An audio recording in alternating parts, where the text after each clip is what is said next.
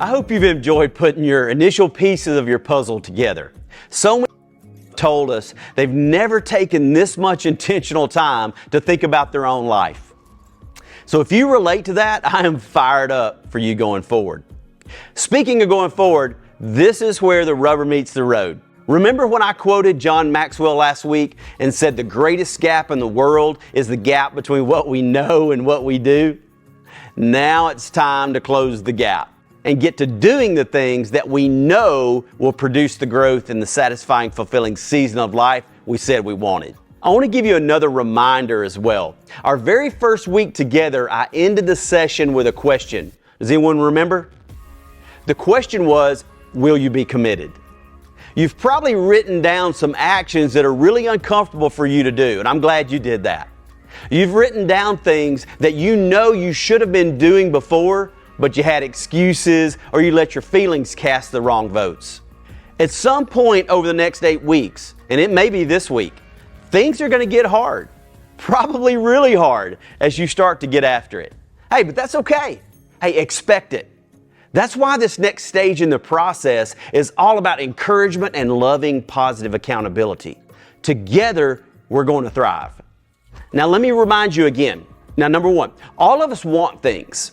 It costs nothing to want. Want gets us interested. Wanting something better for your life got you interested in Season Builder. You're past that step now. Good job. Many of us are willing. I like to say willing gets us to the starting line. Willing costs us a little time, maybe a little money. It's a step ahead of want because we're actually willing to try. You've been in the willing stage of your growth because you've completed the first part of Season Builder. I want to encourage you to stay committed. Commitment is what's going to get you to the finish line. Committed costs you a lot, but remember, it produces a lot. Commitment allows you to persevere and sacrifice and be uncomfortable. Commitment activates your discipline. Commitment to yourself in this process is what's going to carry you when things get hard and uncomfortable. Commitment is what changes your life. Change isn't for the chosen few.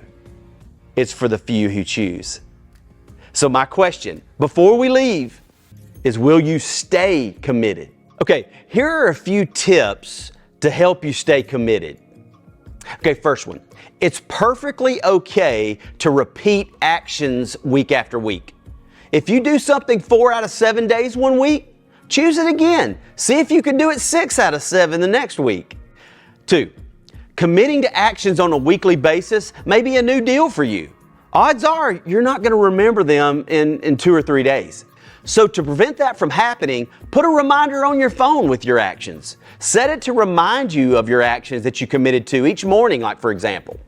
Or put a sticky note on your computer. Or get a friend or one of your group members if you're going through Season Builder in a group and commit to reminding each other. Heck, if some of you have the same actions, go do them together. My sense is if you'll remember or be reminded, you'll do it. You probably don't have a discipline problem. You have a memory problem. Out of sight, out of mind is a real thing. So let's put it in our sight so we can get it in our mind. Let's put some things in place so we don't forget. Now, number 3, remember you already know some of these actions are going to be tough, even when you remember. That's why we adopted those principles in step 3. More than likely, your feelings and circumstances are going to wrestle with you and say, you can't do it. That's too hard. They'll ignore you. They'll think you're dumb.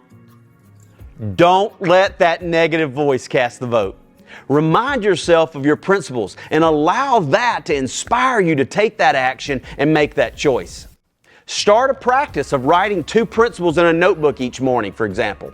Or writing an inspiring principle on your bathroom mirror with a dry erase marker.